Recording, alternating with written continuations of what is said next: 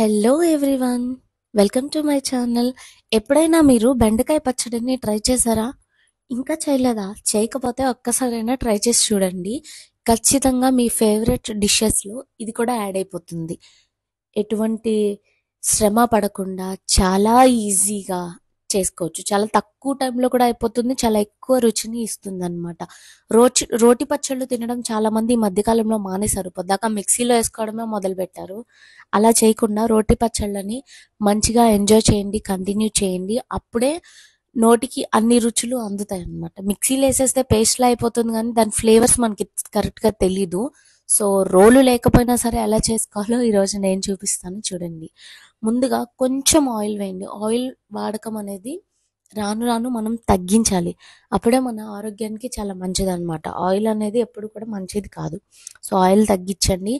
రాబోయే రోజుల్లో మన ఛానల్లో జీరో ఆయిల్ కుకింగ్ కూడా రాబోతున్నాయి. ఒకసారి అవి కూడా చూస్తూ ఉండండి.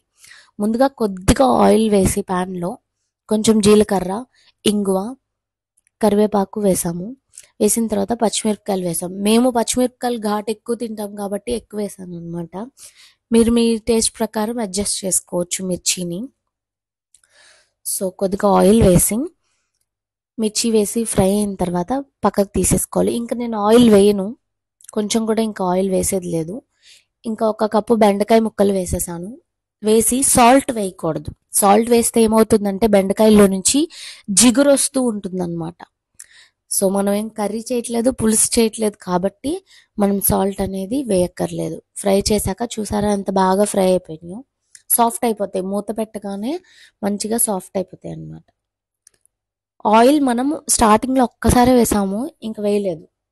బెండకాయలు సాఫ్ట్ అయిపోయినాయి, ఎందుకంటే బెండకాయల్లో ఆల్రెడీ వాటర్ ఉంటుంది కదా. సో దాంతోనే అవి మగ్గిపోయాయి. ఇప్పుడు టమాటోస్ వేసి కొద్దిగా సాల్ట్ వేసేసి మూత పెట్టేస్తాం. టమాటాలు కూడా సాఫ్ట్ అయిపోతాయి. టమాటోస్ కూడా సాఫ్ట్ అయిపోయిన తర్వాత మన దగ్గర రోల్ లేదు కాబట్టి మనం పప్పు గుత్తితో పచ్చడి చేసుకోబోతున్నాం అనమాట. ఒక బౌల్ లాంటిది తీసుకోవాలి. అప్పుడు ఏమైంది, రోల్ లాగే ఉంటుంది, అది బయట ఎక్కడ పడదనమాట. ప్లేట్ అట్లా కాకుండా ఒక బౌల్ తీసుకొని బౌల్లో చేయబోతున్నాము. టమాటోస్ మగ్గిన తర్వాత ఒక చిన్న స్పూన్ జీలకర్ర పొడి, ఒక చిన్న టేబుల్ స్పూన్ ధనియాల పొడి, కొంచెం మిరియాల పొడి వేసాం అంతే.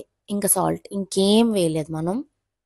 ముందుగా వెల్లుల్లిపాయలు ఎంత ఎక్కువ వేసుకుంటే అంత ఎక్కువ రుచి వస్తుంది పచ్చడికి.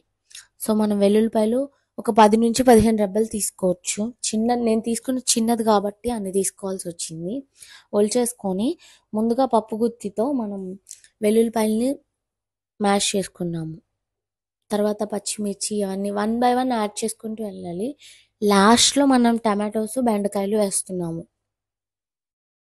వేసేసి దంచుకున్నాక ఒకవేళ మనకి సాల్ట్ సరిపోకపోతే కనుక ఈ స్టేజ్లో మనం సాల్ట్ యాడ్ చేసుకోవచ్చు. ఫైనల్గా టమాటోస్ని కూడా వేసి బాగా మ్యాష్ చేసుకోవాలి.